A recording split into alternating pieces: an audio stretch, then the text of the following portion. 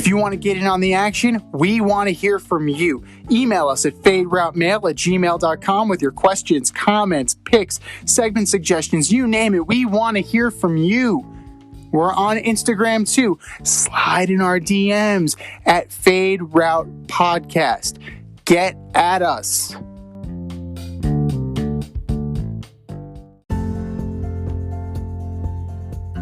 A little blue birdie told us we're on Twitter now. Give us a follow at FadeRouteDNZ. Get at us.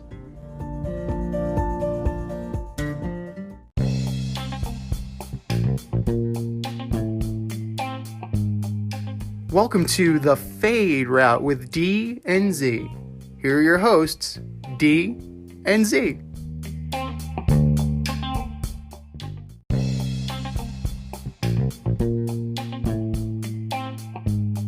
Welcome everybody to this week's episode of the Fade Route with D and Z. I am Z, and we have a little bit to process in the world of professional basketball. And we're going to be talking about a lot of basketball today, a lot of good, a lot of meh, and we're going to start off with the bad. Recently, on his Twitch channel, Miami Heat center Meyers Leonard embroiled himself in an anti-Semitic controversy while playing video games. I'm not going to utter the anti-Semitic slur that he used. It is reprehensible. It is something that should never be said. It carries as much weight, if not more, than the N-word. And that word should never be bandied about casually or used against someone. But what I find even worse is his half-assed, limp-dicked attempt at an apology. He did not apologize on video. He did not apologize via press conference. He did not face his accuser, and we'll get to that in a second too. He apologized via an Instagram post. And here is verbatim what he said. I am deeply sorry for using an anti-Semitic slur during a live stream yesterday. While I didn't know what the word meant at the time, my ignorance about its history and how offensive it is to the Jewish community is absolutely not an excuse, and I was just wrong. I am now more aware of its meaning, and I am committed to properly seeking out people who can help educate me about this type of hate and how we can fight it. I acknowledge and own my mistake, and there's no running from something like this that is so hurtful to someone else. This is not a proper representation of who I am, and I want to apologize to the Arizons, my teammates, coaches, front office, and everyone associated with the Miami Heat organization, to my family, to our loyal fans, and to others in the Jewish community who I have hurt. I promise to do better and know that my future actions will be more powerful than my use of this word. And frankly, that is just a useless bowl of word salad. To claim ignorance of that word, I mean, maybe Meyers Leonard did not grow up around many Jewish people. Maybe he has not met many Jewish people. Maybe he truly is ignorant. But as we all know, ignorance is never an excuse for anything. And maybe this is a problem with forums such as Twitch, where you are facing your public in a rather anonymous kind of way. Maybe that's something that needs to be dealt with on a societal level. But we're going to deal specifically with this particular instance. One person that has reached out to Mr. Leonard in order to help him with his issue is Julian Edelman of the New England Patriots, who has come out and commented regarding the situation and what anti-Semitic language and anti-Semitic behavior truly does to the Jewish people and how truly hateful and despicable that word is. And I hope Mr. Leonard is taking valuable time to think about what he has said and the ramifications of it, since he's already out with an injury and is not going to contribute to the Miami Heat this year. He's also a free agent. He's taking a step away from the team. So I think we can effectively say that Meyers Leonard is done in Miami. And he might be done in the NBA for the foreseeable future. And here he is. I've known this guy since our days on Carousel Shoes, the last QB in St. John's history, flight crew through and through. What's up, D? How's it going, man? Yeah, very surprised to hear this from him. He's a young man, promising future. The fact that this happened while he's playing a video game doesn't make it any better. The fact that that's his trash talk, right? The fact that that's what he's using as trash talk is insane. Right, probably playing against like a 17-year-old kid or something like that. It's like, listen, right. You're a professional basketball player, and you're held to a higher standard than a regular person.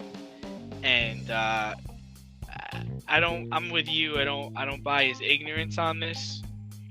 Can you understand? You get fired up and you say certain things you don't mean, but to go there and you can just imagine if he used another ethnic slur, what the ramifications with that would be. I mean, in this situation, the owner of the Heat is of a Jewish background. A lot of owners in the league share that same background. I think it's going to be hard for him to combat this. We saw a similar thing happen many years ago with Riley Cooper, where he was using inappropriate language. I believe it was at a concert. And this is just, it's sad. It's sad that he said it. It's sad that it happened. And it's sad at the direction that his career is going to take moving forward. Yeah. And it's all self-inflicted. Like, that's the most important thing that we need to keep in mind. That word did not need to escape his lips. There's no reason for it. And that was a choice. He made the choice. He made a bad choice. And now he's got to deal with it. The same way Riley Cooper had to deal with it after making the statements that he made at, I believe, at a country music concert. He mouthed off to a security guard or something like that, if I remember correctly. And most recently, Deshaun Jackson had a little run-in with anti-Semitism as well. And like you said, professional athletes, I'm not saying you're a role model. I'm not going to go down that road. I'm very much in the same camp as Charles Barkley. I'm not a role model. Professional athletes are not role models. They shouldn't be role models, because that's just going to let you down when they do something terrible. If that's what you're looking up to, then you really need to reevaluate your situation. But if you have a public forum and you are using a public forum, you need to hold yourself to a higher standard. And this is the same conversation I had with the Uber driver today, strangely enough, that, my rights end at you. So I don't have the right to say something so offensive and so hate-filled. And it's total bullshit that you're a grown-ass man and you don't know what weight that word carries. All that tells me is that you slept through fucking history class, bro. Playing a video game. So it shows me that you're just weak as shit, and you really need to evaluate. And he'll be reevaluated on his own, because, like you said, there are other teams in this league, and maybe he won't be welcome for a while. Maybe he'll need to prove his worth. I mean, he'll get the opportunity to eventually, because everyone deserves a second chance to show that they have learned their lessons. Apparently, unless your name is Ray Rice, but that's neither here nor there. Meyers Leonard you fucked up, this half-assed apology that you may not have even written, that your publicist or your agent might. It's nameless. It's faceless. I Jeez, don't buy you it. imagine the nightmare that is if you're his agent and you find this out. You're like, oh my goodness, what am I gonna have? How am I gonna fix this situation? He's lucky to Right. have a job anyway, and now I gotta write something for him to read. Oh my gosh, yeah. I mean, it doesn't bode very well, especially he's not like a star player. And this was said in a video game. You can imagine what he might say if he was really angry or really pushed to limit on certain subjects or certain things. That's I true. I mean, we don't know what's said on the court. I I do mean, who? yeah, I do like the idea of Julian Edelman reaching out to him and kind of nicely, really nicely saying, "Hey, let's get together. I'll educate you on it. We'll have a Shabbat dinner. We could talk." Uh, that's class. That's classy because he didn't have to do that.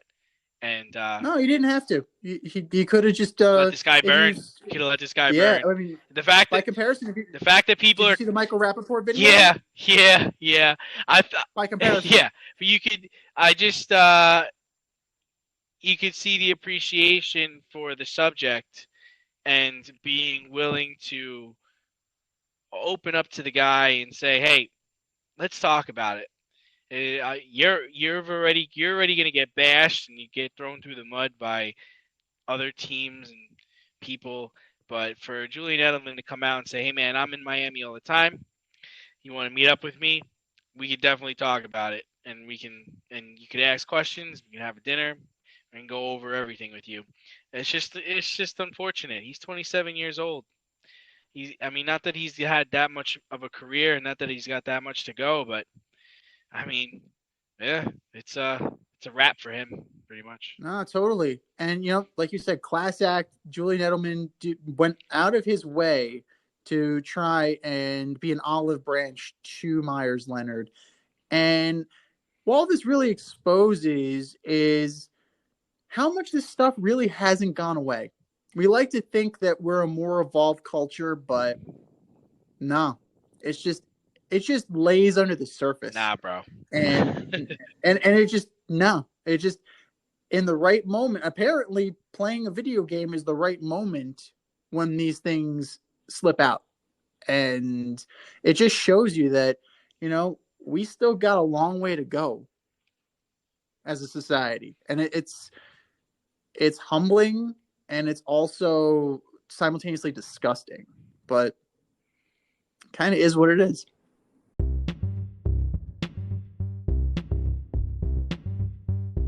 It's time for the fade in, where we give a nod to the trending sports stories of the week. But let's pick this up a little bit. I know we're kind of trending a little downward. Let's talk about something cheery. Debbie Downer starting off the episode this week. Way to make everybody really tune in. Yeah. Well, we got to. Sometimes there's some serious issues now out there. It's not all sunshine and rainbows. But for Dak Prescott, it's dollar bills. Yo. He's a guy that's seeing sunshine and rainbows today. He's just seeing cold hard cash, bro. 4 years, $160 million, 126 guaranteed, a full no trade, and a no tag provision. This is going to bite the Cowboys in the ass, isn't it? I don't know. I was looking at the deal and I'm trying to figure out who's happy about this deal. And granted, he got a lot of money. I'm not trying to say he didn't get paid. I mean, I believe there's 75 million. Oh no, you said 126 million, right? Guaranteed. 126 guaranteed. I think you're getting 75 million the first year, but when I look at it, it's still a 4-year deal. Now, is that what he wanted? Did he want a 4-year deal? Did he want a 6-year deal? Like what was his definition of long term? Was his definition of long term? I believe this contract will take him until he's 32. And then the whole thing is now when he gets to the age of 32, it's going to be, well, did you win us a Super Bowl? Did you get to the Super Bowl? Because that's going to predict if he gets an extension, right? I mean, we saw Aaron Rodgers sign his lucrative contract at 34, his $134 million deal, which he's still in, and I think he has an opt out after the next season. And then we also saw Joe Flacco. Once he won his Super Bowl, he got his 6-year, $120 million contract. So my thing is this what he wanted? And for Dallas, what were you trying to get? Like, were you trying to get less money for 4 years? Were you trying to spread this out over 6 years? I'm just curious where the disconnect was and who got what they wanted. Who bended to make this deal happen? That's a great question, and I think the sweet spot, if I recall correctly, was somewhere in between 5 and 6 years is what Dak Prescott wanted. But ultimately, this doesn't help anybody. I mean, it helps Dak's wallet now, but you now have a ridiculous amount of pressure on you to perform, and not just perform like you've been performing. You now got to step up and be Troy Aikman. But does he really? Because he's getting $126 million guaranteed, and it's a 4-year contract. His $75 million is coming in his first year. So does he really? All I see is he really just has 4 years to get to a Super Bowl or win a Super Bowl to warrant him getting the next contract. Because the next contract is going to be, it's got to be in the Aaron Rodgers area. I know his contract right now is better than what Aaron's getting. I'm just trying to say, like, in terms of the next deal, the last deal, the deal that's going to take him to the end of his career. So I don't know if he really feels that much pressure, especially he's coming off of a leg injury. We don't even know if he can play. For a man who could arguably be playing on just one leg next year, I mean, I think he did well. Well, this is going to also tie into our next topic, but you're having all this money tied up in a cap sport. We have to remember, it's a cap sport. Yes, the signing bonuses and guarantees, like that stuff is a little bit wonky, but you still have a finite amount of money that you have to spread among 70 guys, including your practice squad. So, but not only that, yeah, and then point, you compare that to what Tom Brady's doing right now. Like, he's trying to restructure his deal so that he makes less money, so that they can sign more players. And this is the guy that's going to the Super Bowl every year. So you got these guys getting paid. You got Aaron Rodgers getting paid. You got Jared Goff getting paid, even if it's Russell Wilson, Carson Wentz getting paid, even if it's by another team, and Matthew Stafford. And then you have this guy who's saying, "Well, you know what? I'm supposed to make $15 million next year. All right, we could rework that. We could change things around just so we can keep Chris Godwin in here on a franchise tag. Like I just I don't think people get it. I don't think people get it, and I don't know who that says more about. Does that say more about Tom Brady, or does that say more about the players like Dak Prescott and the people we mentioned? Just to put things in perspective, the Philadelphia Eagles are paying Carson Wentz $34 million this year not to play on their team, to play on another team. Exactly. I think it's a generational thing, to be honest with you, because if you look at, and even like Ben Roethlisberger is kind of on the cusp because he took the money and now he's trying to get out of the money to get better players around him and keep his team together. So Breeze took less money. Brady took less money. Like, these other quarterbacks, they're very much in the get as much as you can while you can, because it's a non-guaranteed league, pal, and they'll cut you in a heartbeat. First of all, that's a skill position thing. They don't cut the quarterback. They cut the guys around the quarterback. So whoever's telling you that is blowing smoke up your ass. So, Dak, congratulations. I'm glad you got your contract so we can finally stop fucking talking about it. Like, as a Giant fan, I have to rinse my mouth out after I talk about We're it gonna have every to time. find ways to put football on the show now because this Dak contract is signed. Right. Well, now we got to talk about him on the field. That's the thing. That's probably the dirty little secret. If we keep talking about his contract, we won't have to talk about his performance on the field. So that's neither here nor there. But this speaks a little bit more to a generational gap and also a little bit of desperation from Jerry Jones, and makes you wonder, as the owner, as the GM, has he lost a little zip on his fastball? Yeah, I mean, I think I texted you when the deal went down. I was like, Jerry's lost it. Jerry needs to retire. I mean, you're talking about the Dallas Cowboys, and I believe they have like the number 10 pick, right? They have a pretty high pick this year, which they could have used on a quarterback. I mean, it's done. I for one did not see this happening. I thought for sure he was going somewhere else. And I mean, to me, Dak is in a great place. He's got his guaranteed money. He's got a 4-year deal. And if I'm him, I'm not reworking it for anybody. Even if in 2 years I suck and the team sucks, I'm not reworking anything. There's nothing I'm gonna sit here and I'm gonna play this out. And when I turn 32, then we'll see what happens. Well, I don't know. Think about it this way.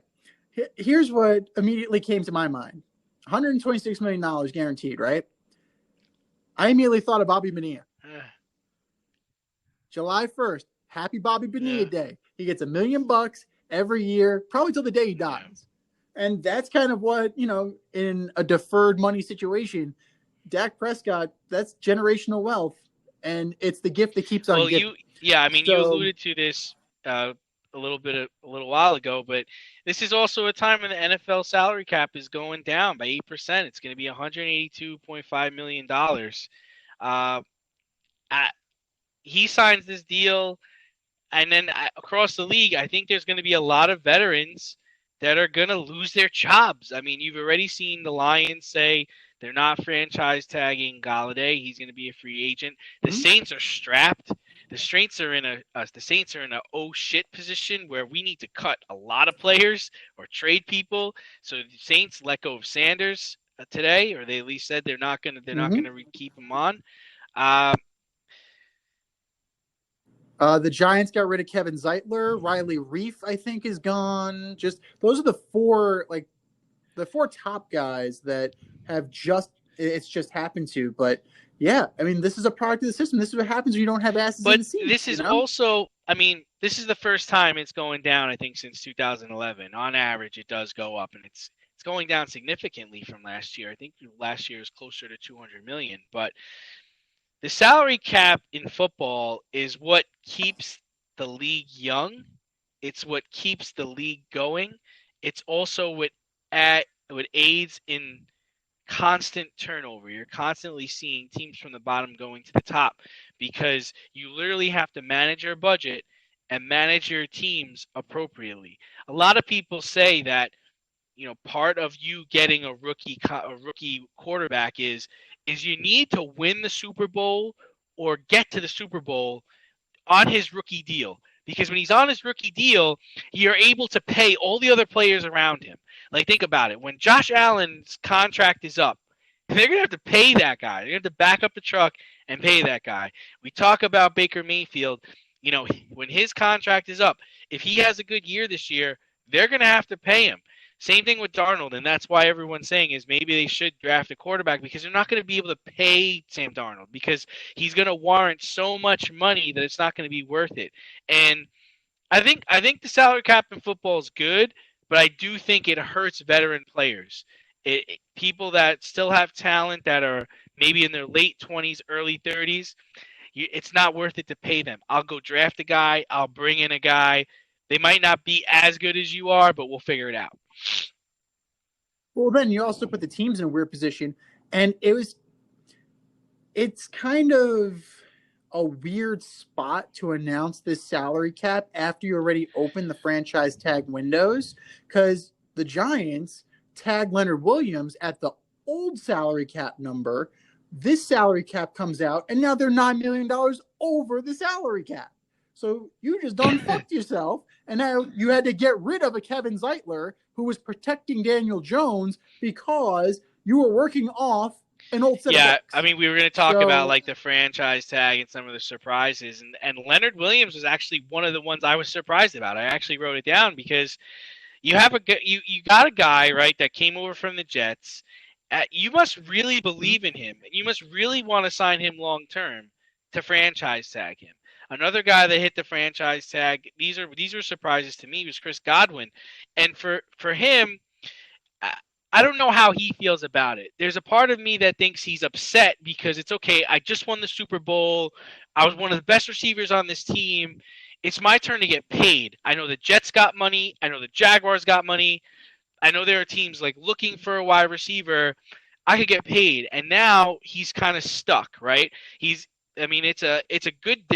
They have a good nucleus in Tampa. They have a good team. It's not bad, but there are a lot of wide receivers there, and it's not like he's not the number one guy. I mean, as good as he is, Mike Evans is the guy.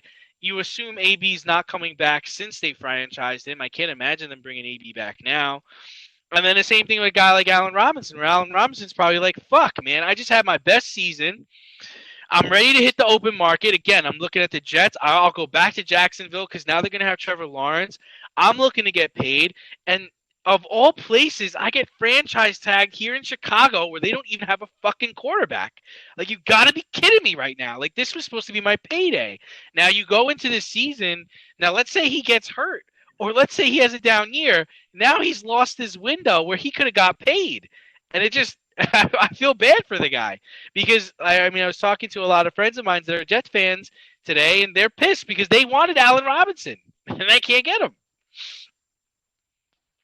well, I mean, you lost out on Allen Robinson, but because of the salary cap crunch, you now have a shot at Kenny Golladay. You now have a shot at Hunter Henry. So you can upgrade at multiple Those positions. guys aren't Allen Robinson, though. But it just in your perspective, in your opinion, who do you – I'd rather have two guys than one. Personally, when you're that depleted, when the Jets are that depleted. No, what I was going to say is when you think of the franchise tag, do you like it from a player's perspective or do you like it from a general manager's perspective? Because me, I think of it as a player perspective, and I'm getting fucked here. I don't think about it from a general manager's perspective, and it gives me control. It lets me keep my player one more year. It lets me kind of stay the course. If I play my cards right. If I'm stupid like the Washington Redskins, where I franchise Kirk Cousins over and over again, and I'm stupid enough like Minnesota to then sign him to a guaranteed contract, then it really messes you up. But if you have a GM that knows what he's doing, like the Jets, I thought the Jets did a smart thing by franchise tagging May. They gave him $10 million. That's fine. I thought it was very smart that the Packers didn't franchise tag Aaron Jones, because if I'm the Packers, I'm saying to myself, I have Dylan. Okay, I'm not saying that the market is soft for Aaron Jones. I think it's very strong, but he knows he's going to play better here. He knows the scheme. He knows where we're about. I can re-sign him at a lesser dollar amount, because if I re-signed him under the franchise tag, I'm going to have to pay him $11 million this year. However, if I sign him to a long-term contract, let's say I gave him a 4-year deal, I could probably get him at $8 million, $9.5 million. That's the way I look at it. How do you look at it? The way I'm looking at it is that, personally, I mean, it's an average of the top 5 salaries at your given position. For those of you that don't know what the metrics behind the franchise tag is. So, I mean, if you have a guy like a Chris Godwin, who is, let's just say he's not top 5. He's not a top 5 wide receiver. Let's be real. But you bring him in at that salary for a year, like maybe that's a little bit of an incentive for him to stay. But where you start to lose it is where you start doing it to the same guy over and over and over again. The Washington football team just did it again. Sheriff, right? I saw that. Yeah. They just did it again. Different regime. But here's the thing, and just so people understand, like the idea behind the franchise tag was it gives you more time to work out a long-term contract with the player. That's the whole idea behind it. Like Dak. Dak actually signed a franchise tag. He's already going to be re-signed, but for sake of timing, He signed a franchise tag, but he's going to be re-signed. They've already worked out the deal. That's the whole perspective Right. behind it. But if you're a team like the Buccaneers, I agree with you that Chris Godwin isn't a top 5 wide receiver, but he has top 5 talent, might be even a top 10 receiver. I get to keep him one more year under the average when he could have went out there and made bank. And like we were talking about, football careers are short. You got to make your money when you can make your money. We don't know what's going to happen this year. And for him, it's like, man, should I really go out and play with this hamstring injury? Or really, should I go out and play with this broken finger? Because now in the back of your head, if you have to think about, well, what's going to happen next year? Or what's going to happen at the end of this year? Right. Yeah, I mean, it's definitely akin to arbitration. It's akin to like owning a bird rights in other sports. Like, it's just a way, a means of control to where you can, either work something out or get another year of a person's service. But I wanted to know, like, how do you look at it? Do you look at it as it's valuable for players, or is it, you think it's good for? I think it's mutually okay. beneficial. Okay. I think when used right, okay, it is mutually beneficial. Like the Dak Prescott situation, not like Kirk Cousins. That was poorly handled. Where basically you just right, where you just basically kicked his ass out the door. They ruined the lives of the Washington Redskins and the Minnesota Vikings at the same time by franchising that man. Was it 2 or 3 years in a row? And Alex Smith, because they traded for Alex Smith after that. But one thing that came out of football this week was the Baltimore Ravens had suggested a change to overtime. And I was really excited to talk about this segment because I really think it's a great idea. Their idea is, instead of having just, in the current format, you have the coin flip. If the team who gets the ball goes down and kicks a field goal, the defensive team gets the ball and gets to try to score. But if the offensive team scores, the game is over. In the Ravens format, what they've suggested is that one team gets to pick the placement of the ball, and then the other team gets to pick if they're going to be on offense or defense. And now in the two suggestions they submitted is one where, it's sudden death. And then the second idea they have is that it's a 7.5 minute overtime, so the time is limited to the end of the game. So I wanted to know, what did you think about the proposal? We have some coaches that are on board, such as Bill Belichick, and then we have other teams and coaches that say this is just to benefit the Ravens because they have a kicker that can kick it from anywhere. Right. So that definitely benefits a team with a kicker like a Brandon McManus or Justin Tucker, or somebody who's a little bit more automatic. But it's one of those that I kind of want to see how I truly feel about it, because it's just like, okay, I'm gonna take it at their 1 yard line. All right, I'm gonna play offense. It's just like it sounds gimmicky when you explain it. So I would definitely like to see it on the field in actuality before I can make a determination on it. And that's where, leagues like the AF and the XFL and these other leagues would be beneficial, because if you had a working relationship with them, you can actually say, hey guys, can you do us a favor? Can you put this rule in? We want to see how it's going to work. And it's like in Major League Baseball with, I think, the Atlantic League, I believe. They tested out the runner on second base, and now, unfortunately, thanks, Rob, that this is, the weekly Rob Manfred's an asshole. Gotta get those shirts made. Segment. Yeah, exactly. With his face. All right. So let's role play this. Okay, you are the head coach of the Green Bay Packers. You are going into overtime against the Minnesota Vikings. You get to choose where the ball goes. Where are you placing the ball?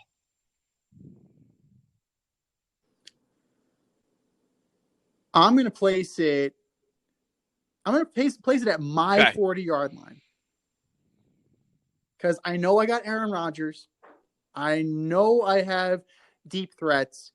if I want to matriculate down the field, like you said, I have Dillon, I have Williams, and I got Crosby. So even if I get close, but it's like it's 4th and 7, and I only made it to your like 30-yard line. I know Well, I got a kicker who's going to make you it. chose to put the ball there at your 40-yard line. So if Yeah, I'm the Vikings, I'm yeah. going to say, well, I'm going to play offense. Why? You just made a mistake because of your offense. You know who You're you right. got. You're right. But just what I was kind of alluding to was if I'm a team that believes in my offense, I'm going to put the ball at the 5-yard line. I'm going to put the ball at the 5 or the 10-yard line. Because even Okay. if I have to go 95 yards, I'm going to be okay. Because I will be able to pick up at least one first down. And if I got to punt, I'll punt. Yeah, I mean that makes sense. But it definitely that's why I'm saying this needs to be workshopped a little bit. It's great in theory, but you got to try and you got to see. You got to make it work. And this is where a better relationship with college football would be helpful too. It would also help in college football so you don't have 7 Yeah, fucking well, I think the overtimes. whole idea is it's giving everyone a piece of the pie. It's giving everyone an equal share in the decision making of this overtime. And a lot of people like to point at that overtime. I think it was 2 or 3 years ago, 2 years ago, but no, it was 2 or 3 years, 3 years ago between the Patriots and the Chiefs, where pretty much Tom Brady and the boys got the ball, they stuffed it all the way down the field and scored and went home and went to the Super Bowl because of it. And everyone was like, well, we'd have liked to see Pat Mahomes get the ball, or we'd have liked to see like what he would have done. I've always been of the mindset that, man, if you're gonna win this game, you got to play both offense and defense, and that's the whole thing. Like if you Yeah. don't win the toss and you got to play defense first, stop them, stop them. Show that you should be stopping them. And if you can't, then you don't deserve to win. But having said that, I do like the idea of this rule. I think they should test it out uh, because it just would make for an interesting decision to make. Because if you're an analytics team, if you're like the Cleveland Browns or you're like like the Los Angeles Rams, you're gonna have to really come up with a mathematical formula that can figure out your win probability from different parts of the field in a sudden death or an overtime scenario. And no matter what decision you choose, whether you choose where the ball puts, or where you put the ball, or whether you choose to be an offense or defense first, that win or loss is on you. You cannot blame it on anybody else. Because a lot of people like to say, well, they got the ball first, they came down and scored. Well, no. You're going to get to choose an aspect. You're either going to be able to choose where the ball's going, or you're going to choose where you're on offense and defense. So win or lose, you are having a part in why, the outcome was the way it was. I got to say though, there is just really one simple way to kind of fix this. 10 minutes, you play it through, and whatever happens, happens. There's no need for, both sides can possess the ball, because both sides will possess the ball because it's an actual extra quarter of football being played. It's not sudden death where you have to worry about a coin toss. You can even just, okay, the opening coin toss, you defer to the second half, the other team automatically gets it because they had it to start the game. So there are ways that you can That's not a go bad idea. I about like this that. to where it feels The less only thing, gimmicky, you the only know? And to me, No, this feels a it's little definitely gimmicky. I'm just saying. gimmicky. It is. I think it's better than putting a man on second base in the extra innings. The only problem, anything's better than that. Anything's The better only than problem that. you run into with doing a 10-minute overtime is you have the chance of a tie happening again, and you've also extended the play even longer. Like you've increased the chance for injury even more.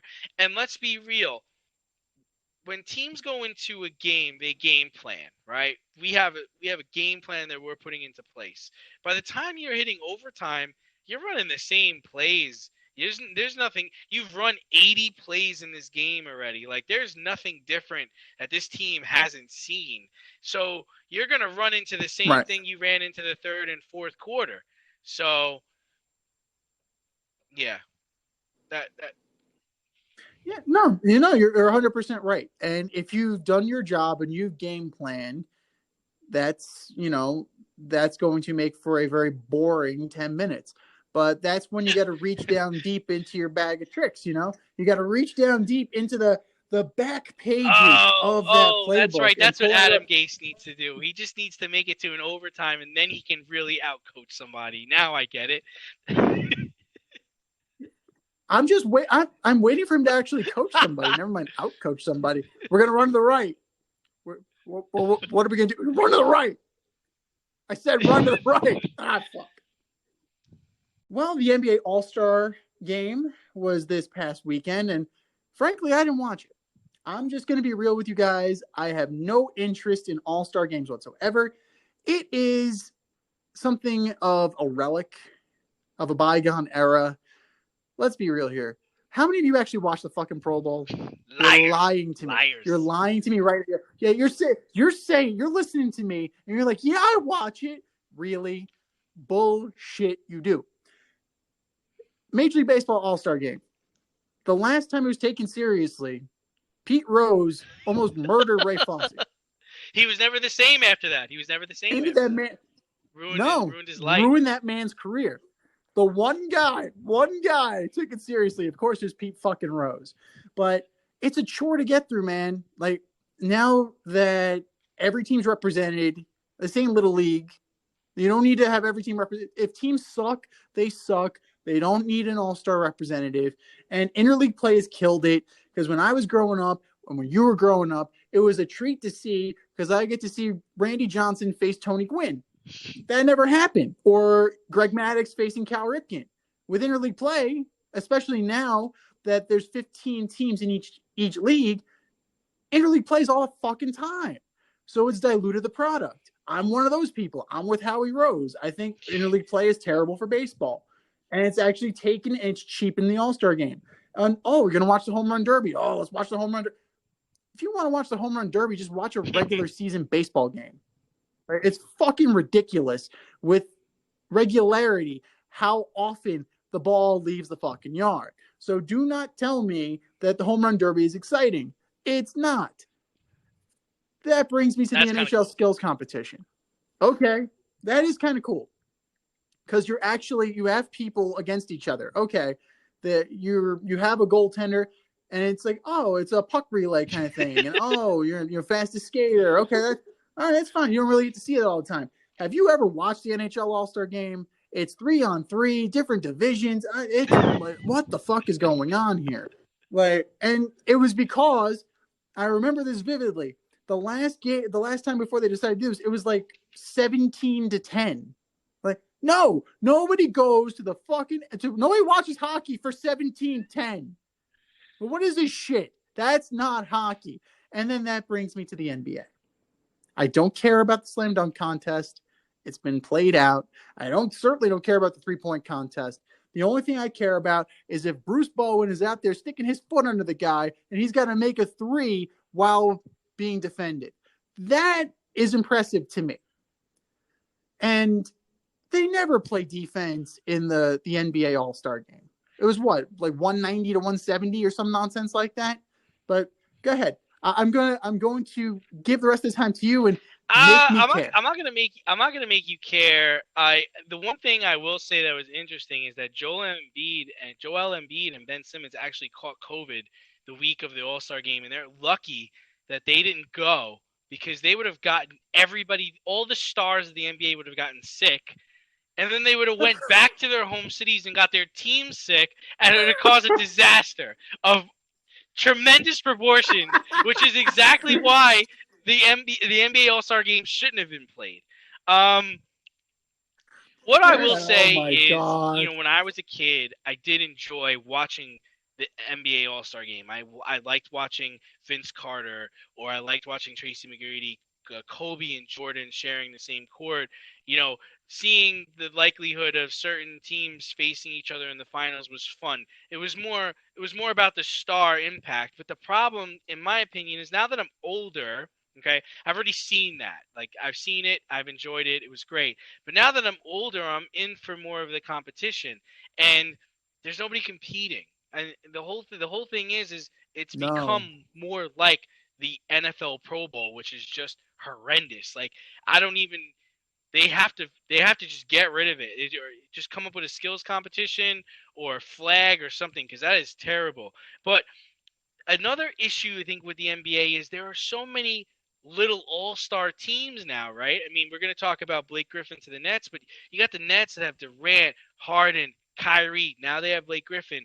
Then you have the Clippers who have Paul George, and then they have Kawhi Leonard, and then you also have the LA Lakers who have LeBron, Anthony Davis. Like, these teams are star-studded, so when they play, that is like an all-star game almost. To go back to what you were talking about with baseball, I still like the baseball all-star game. I don't like the home run derby. I don't give a shit about the home run derby. I really do like the baseball all-star game because there's too much pride on the line for me to let Albert Pujols hit a home run off me. That's not happening. In fact, I want to make him look stupid on this curveball. Like, they're competing to a certain level. I remember in Derek Jeter's final all-star game, he had this sick play in the hole, and he tried to throw out. He tried to throw somebody out, and they beat it out. They're like, "Nah, I'm not. He's not throwing me out on this play." I think it was McCutchen actually who he tried to throw out on that play. So it's just things like that in baseball that I still enjoy. I still like to see the catchers working with new pitchers and how that whole dynamic comes together. But I do have a suggestion for the NBA All-Star Game, and it might be gimmicky, and I don't care. It's way better than that trash I sort of watched a couple of days ago. How about you take the All-Stars, and it's the All-Stars. Listen, if somebody can't play, if Anthony Davis can't play, then Devin Booker doesn't get to go, okay? That's not how it works, because you know what? If Devin Booker's named an All-Star, then he gets a bonus for that shit. So, no, you don't. If you're named an All-Star and you can't play, there's no replacements, okay?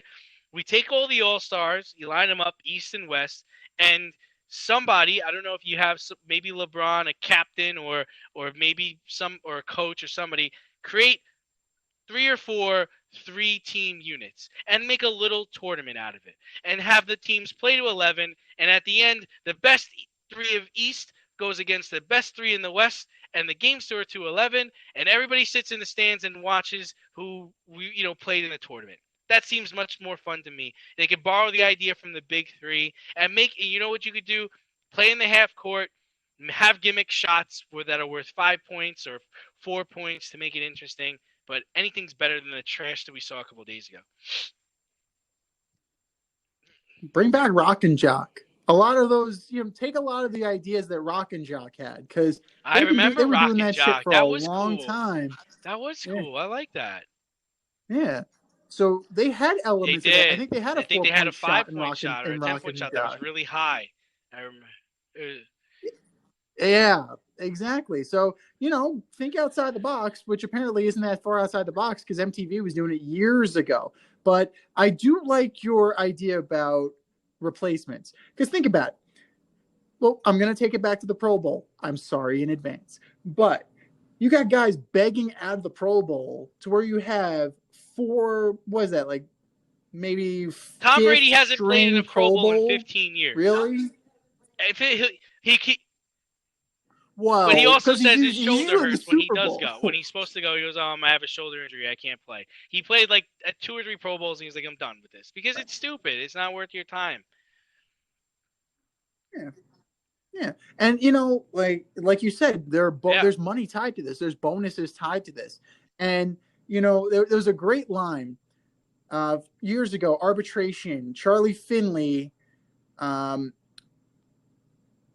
he took a player to arbitration and said, we finished last with you, we can finish last without you. So that's like, so what you're telling me is that you made the Pro Bowl after 6 guys decided they didn't want to go. So I'm not paying you that. I'm not paying you this bonus. No, the Pro Bowl is just, it's just a bunch of guys not half-heartedly playing a football game.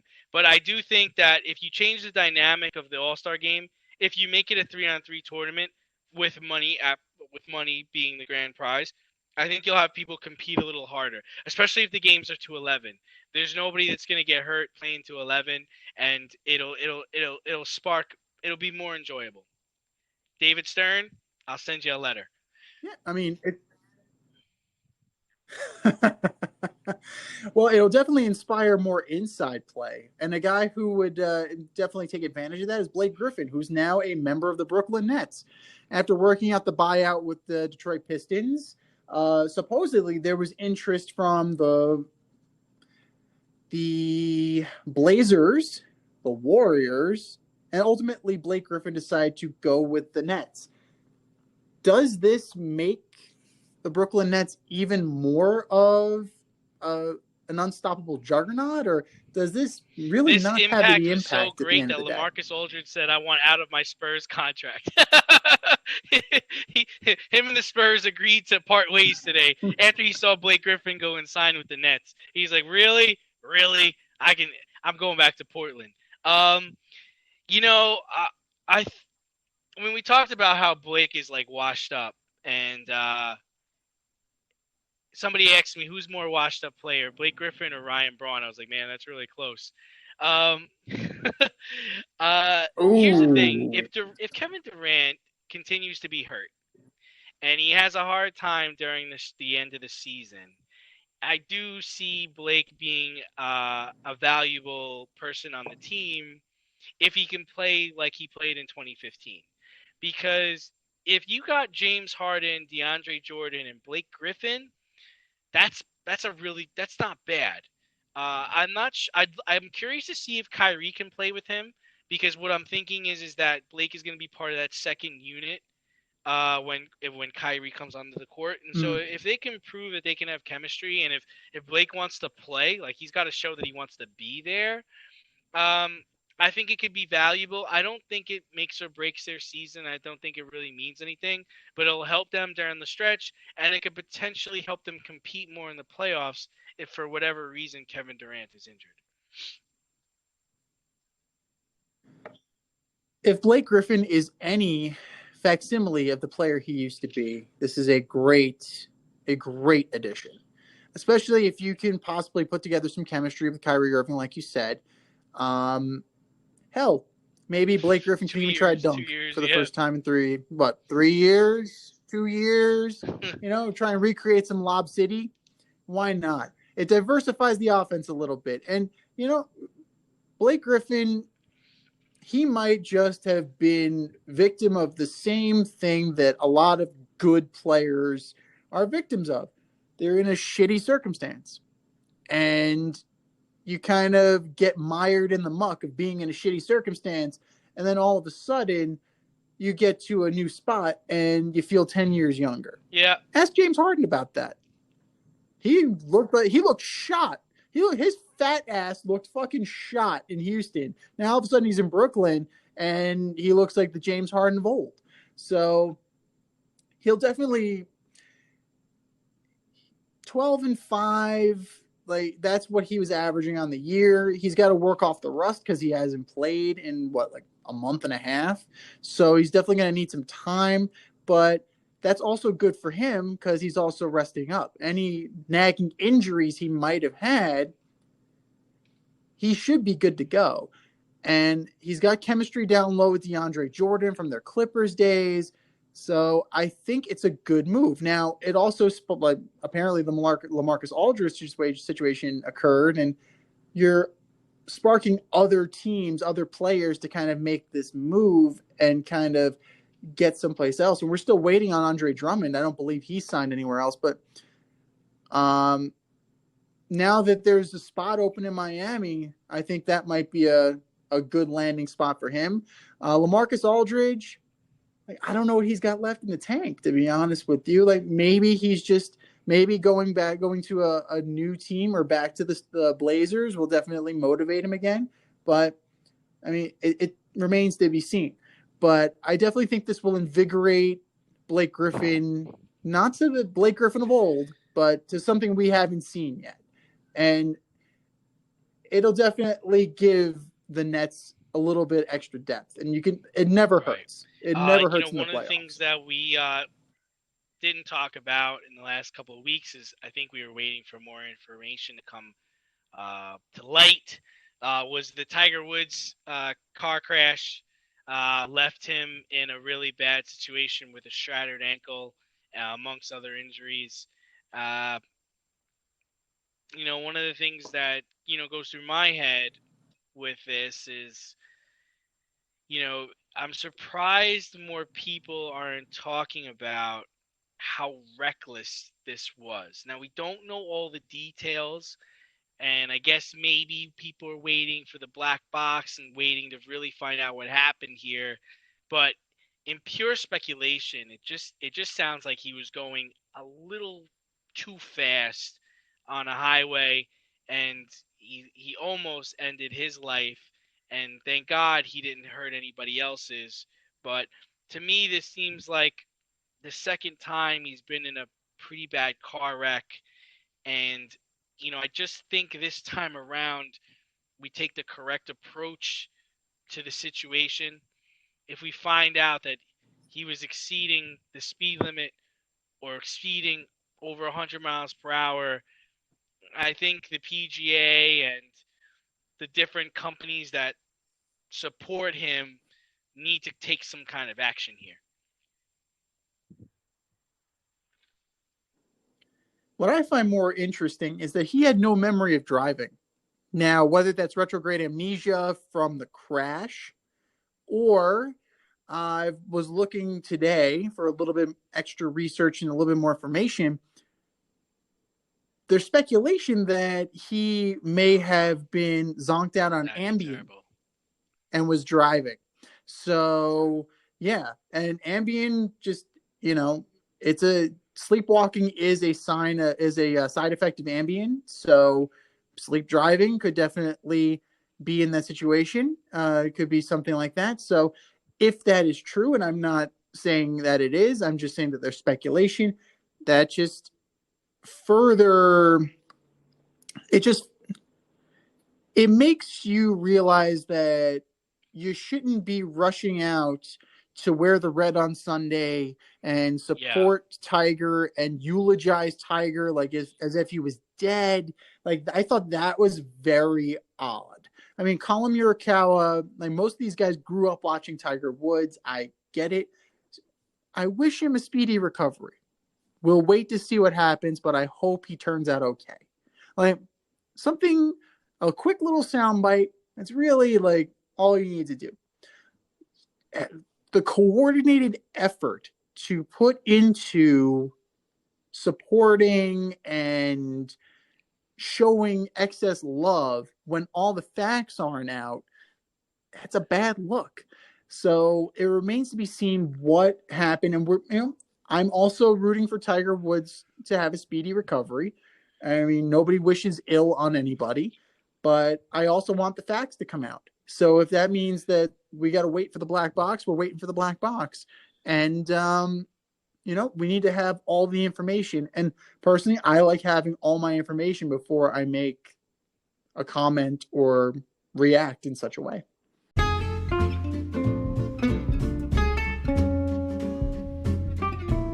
I'm getting hungry over here. Should have cooked up some dinner. And if you're looking for a new cooking show to binge, check out As You Eat It on YouTube, hosted by me, Chef Z. I invite you into my home and show you what and how I cook when I'm off the clock as a chef instructor. You're going to learn fun recipes and creative methods to empower and inspire you in the kitchen and take it to the next level. Cook how you want to cook, eat how you want to eat as you eat it. That's As You Eat It, available only on YouTube. AZ, you eat it. Check it out, and let's get cooking. Seinfeld, Ric Flair, Chuck Norris, Wayne. The Audible. All right, boys and girls, we are trying something new today, and we think you're going to love it. So we have a scenario for you, and we can either run the play, or we can call an audible and change it up. Scenario 1. Russell Wilson's remaining wish list of teams. Are you No, running the play, or are I'm you going calling an to audible? I'm going to run the play. I think I really like the Saints for him because they're cap strapped, so that might be a good way for them to unload some players and bring him in, especially if Drew Brees retires. I don't really like the Bears situation, but they did keep Allen Robinson. They have a really good running back. Their defense is formidable. They are just really missing a quarterback and maybe a coach. So I'm on board with them. And I'm not sure I really understand the Oakland perspective. I think the Oakland idea is really just more for his wife, who is Sierra, a professional singer. But John Gruden's known to be good with quarterbacks, so that division is crazy with Herbert and Pat Mahomes. I just don't think it's a good idea for him to go. But I'm gonna run with it. I'm going to call an audible, but I'm going to add to the list. I'm gonna take off the Raiders because there's too much of a love affair between Gruden and Carr, and I'm going to put on a team that I think Russell Wilson would benefit from being on, and I think the coach would love it as well. And that is the New England Patriots. You did. So all credit where credit is due. And the more I thought about it, it makes a ton of sense. Russell Wilson gets to keep moving forward with this career. Like, you're not going to cook. Like, you get that idea out of your fucking head. You do not cook. You don't cook in Bill Belichick's kitchen. You can peel potatoes. But if you peel potatoes well enough, you're going to have a nice stack of fries with a Lombardi trophy. Another team that is intriguing just because of everything they have around them is the Jets. Like the Jets have so much money to work with, and you can really kind of play around with that. And that's a scenario where you could actually let Russ cook because there's no offense around him. Like, that's the beauty of having Robert Saleh there. He's a defensive guy. You can put in whatever offense you want at that point. It's a blank slate because Adam Gase is gone. So I would add those teams. We're going to audible, but just for a couple more. Scenario number 2, the Dodgers and the Rays rotations. The defending world champions, the defending National League champions, and the defending AL champions. Both of them. You calling an audible? No, I'm running the play. I'm loving these rotations. I think it's pretty easy for me. I think the Dodgers are stacked. I mean, we've been talking about this for weeks now. Their rotation is good. Price called the GM this week and said, "Hey, man, if you want me to go in the bullpen, I'll go in the bullpen since Trevor Bauer is striking people out with one eye." He's experiencing clearly closing they don't need too. anybody. I think they should really just see what happens during the season. If they need to move him into let him start out as a starter, and then if one of the starters goes down, he can take their place. If they need him to be a middle reliever or to shore up the bullpen, and if Jansen can't get his shit together, then let him close. I mean, he's that talented and they're that good. Now, the Rays rotation, now don't get me wrong. I mean, I'm sticking with the Dodgers here, but man, Rays rotation is pretty good. They get Archer back this year after he wasted all his time in Pittsburgh. I love Tyler Glasnow, but I think he needs to develop another pitch. He has outstanding stuff, but it seems he becomes predictable after the third and the fourth inning, which gets into trouble. Michael Wacha sighting. Michael Wacha's back. Love that guy. He's still got a lot left in the tank. Rich Hill is good. No, he's all right. He's all right. He was with the Mets last year. There's nothing left in that tank. Rich Hill is good if he can stay healthy. Nick Anderson's their guy out of the bullpen. We know that because that's what got them into trouble in the playoffs. And then Diego Castillo he's filthy at times. He's filthy. So, I mean, I'm sticking with these two guys. These two rotations. I love it. Dodgers I like more than the Rays though.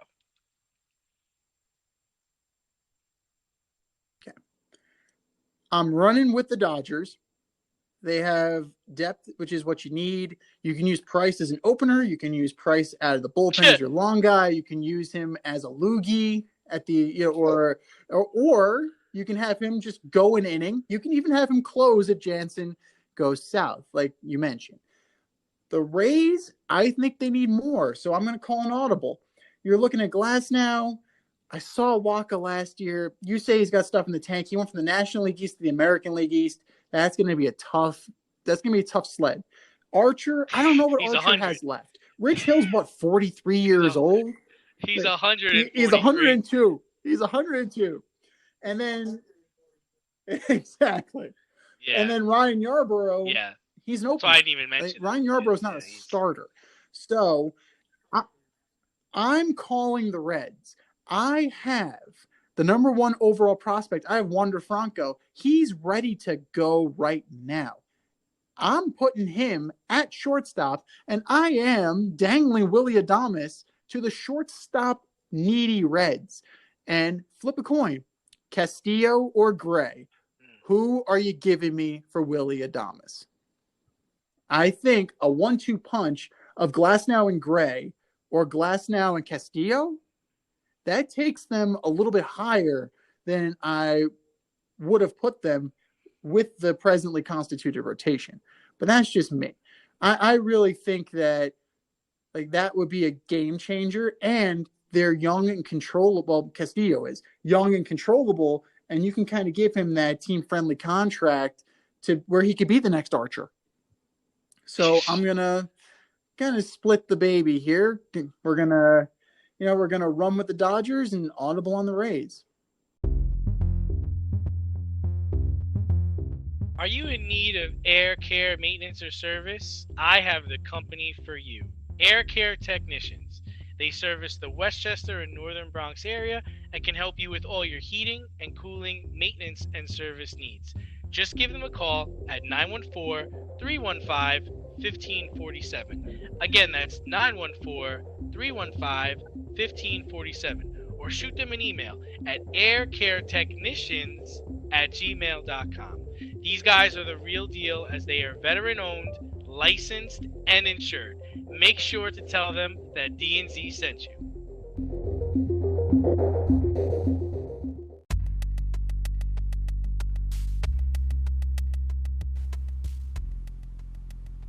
Order up!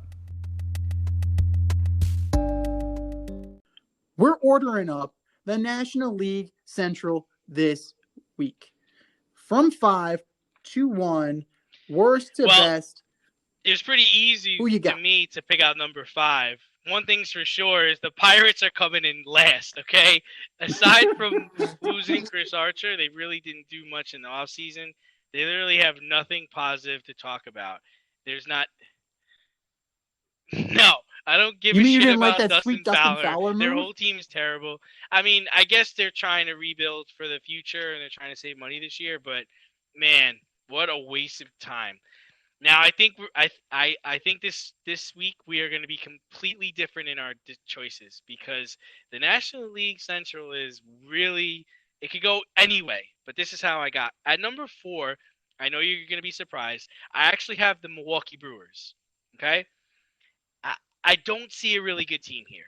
Yelich had a terrible year last year, and we could chalk that up to the shortened season, that's fine, but they failed to sign arm talent like Jake Odorizzi, and they brought back like rotting carcasses of Lorenzo Cain. So even another rotting carcass. Good. They got Jackie Bradley. They can catch fly balls. They're not going to be able to hit or do anything else. So I got the Milwaukee Brewers at 4, and a lot of people say they're a sleeper. I don't see it. At number 3, I have the Chicago Cubs, and this is why. I'm placing them here assuming Baez, Rizzo, and Bryant will play like the back of their baseball cards and their contracts say. But they're only going to do that for half a season because they're going to get hurt or they're going to get traded and things are going to fall apart. Ross is not Madden. There's no John Lester. There's no Kyle Schwarber. There's no shine this year. So 3rd place for the Cubbies. Number 2, again, I know you're going to be surprised. I have the St. Louis Cardinals. Arenado,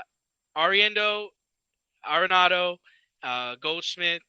They anchor that infield. I think they're going to play very well together. Flaherty's going to show he's an ace. He's got good stuff. He's going to be fine. Molina's back behind the plate where he belongs. He's a living legend. No Cards are going to make a run at the championship this year. I'm not sure if they're going to win or get there, but they're going to make a run. Okay? And then in first, because I thought they were great last year, is the Cincinnati Reds. I thought this team was legit last year. I think Sonny Gray and Castillo will be a 1-2 punch. Moustakas had COVID last year. He got hurt. I think this year he comes and shows that he deserves the contract he got. I think Castellanos is going to be this year's Yelich. I think he's going to light it up. I think he's going to lead the league in home runs. He's gonna go nuts. And Doolittle's going to close the door for them and help them wrap up the division. What say you?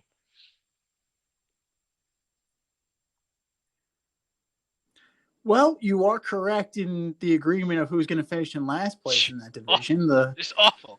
Pittsburgh Pirates are the drizzling shits. The drizzling. The best player on your team is Gregory Polanco, and I guarantee you, he's the best player of their team the season as a Pittsburgh Pirate. He's exactly the best player on your team. He's done. He's gone. From there, there's a lot of meh in this division, and it's mostly on the pitching side.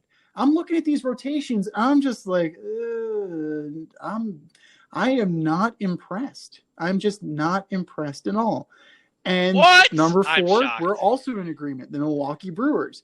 But for me, it's because of the rotation. Woodruff, Burns. Sounds like a cemetery. Brett Anderson is still kicking around the major leagues. Lindblom, Hauser, Lauer. Like, what the fuck? Like, there's nothing on. You still have Josh Hader. Who's going to get the ball to Josh Hader?